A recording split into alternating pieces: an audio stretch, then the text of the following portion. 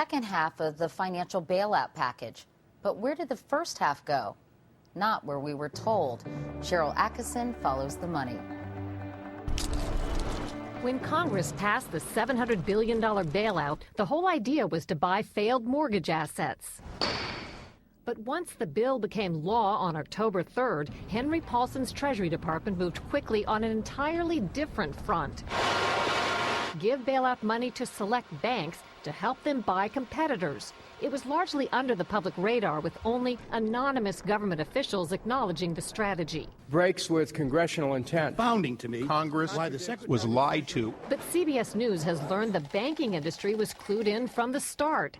Listen to what BB&T Bank's chief executive told analysts in a conference call shortly after the bailout passed. He's not talking about using bailout funds to help with mortgages or consumer credit, but to buy other banks. This is a relatively inexpensive way to raise capital for acquisition opportunities. A month later, they got $3 billion in bailout money. Just look at all the banks we found that have gotten taxpayer bailout funds and are gobbling up the competition. Bank of America received $15 billion and bought Merrill Lynch, which got $10 billion even as it was up for sale. Morgan Stanley is buying China Trust Bank. A half dozen more got bailout money and are buying other banks. Nobody from the Treasury Department would respond to our questions, but some analysts say the idea is to strengthen the banking industry by giving strong banks the means to take over weak ones. It's not necessarily working out that way. Some banks, judged by federal regulators as strong, like Merrill Lynch and Provident Bank shares, are the very ones getting bought out. And some in Congress are upset that the Treasury Secretary is handpicking winners and losers. Hank Paulson gets to decide who lives and who dies, who buys whom. Take PNC Bank and National City. Both wanted bailout money, but only PNC got it, then bought National City. You picked a winner, PNC, and you picked a loser, National City Bank. Congressman Dennis Kucinich is from Cleveland, where National City was based, and grilled the Treasury official in charge of the bailout, Neil Kashkari. With deep respect, it is not appropriate for me to speak about an individual institution, but I can talk generally about well, with these deep types respect, of you know, you put 4,000 people out of work in the city of Cleveland. Are you taking the Fifth Amendment here? No, sir. I don't think it's a good use of taxpayer money to put taxpayer capital into a financial institution that's going to fail. Well, you know what? That statement that you just made, you will hear about for the rest of your career. With the bailout billions so far helping banks but not the mortgage crisis, congressional leaders this week said no further bailout money will be given to Treasury without much stricter conditions. Considered would allow bailout money to help some homeowners facing foreclosure. My question is, isn't the language in the law already to do that? Is it clear that the second half of the TARP will in fact go to, in some way, mitigating foreclosures? Yeah, this is one of the stunning parts of the first $350 billion. The statute is pretty explicit that money from the TARP is supposed to be used, at least in part, for dealing with the mortgage foreclosure crisis.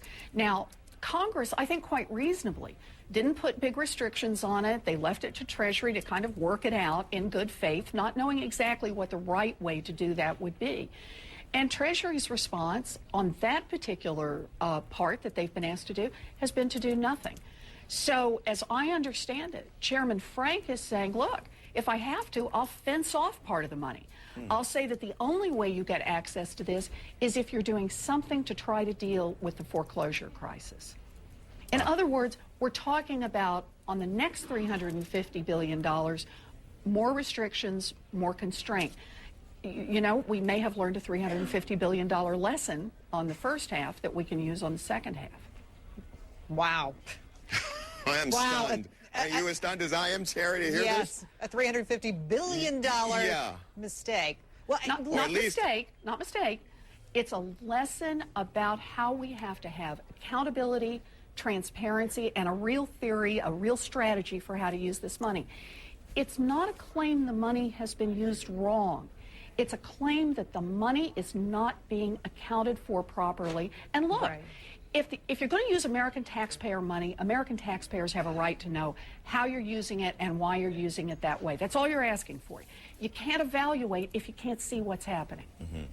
You can't evaluate if you can't see what is happening, but also what could be done for folks who are facing foreclosure right now with the TARP money. What would be the best use of that, the best way at the problem? Because realize we're going to have 3 million American homeowners in foreclosure this year, maybe another 3 next year. These are big, big numbers. These are huge numbers, and we have to remember, it's not only the families that go into foreclosures, it's their neighbors, it's their communities, it's everybody in the construction industry. The echo effects of having that kind of foreclosure rate is just staggering for the whole economy.